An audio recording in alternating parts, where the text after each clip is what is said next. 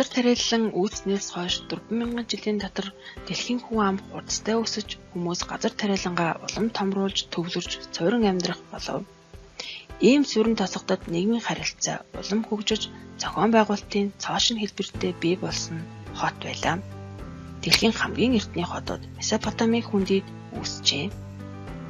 Энэ нь Тигр Ефрат мөрнөөс их авсан усчуулах сууг ашиглах болсонтой холбоотой. Хот нь анхандаа жижиг сурангуудын бөөгнөрл байсан. Ийм эртний хотуудын нэг нь Ур хот. Ур хот нь 24,000 иргэнтэй.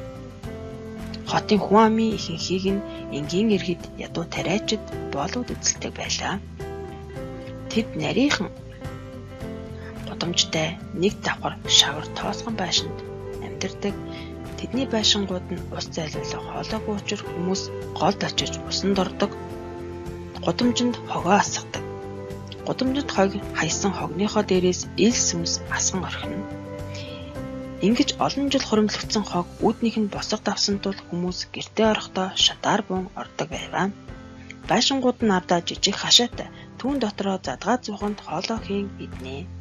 Харин хөрөнгө чинээтэй баян хүмүүс нь сүмийн дэрэгдэх уудам цэлгэр тансаг олон өрөөтөө хоёр давхар цонхохгүй том цагаан байшинд амьдардаг. Тэдний байшингууд нь ус зайлуулах хоолойтой байваа. Байшингууд нь ардаа цэцэрлэгтэй, цэлгэр том хашаатай.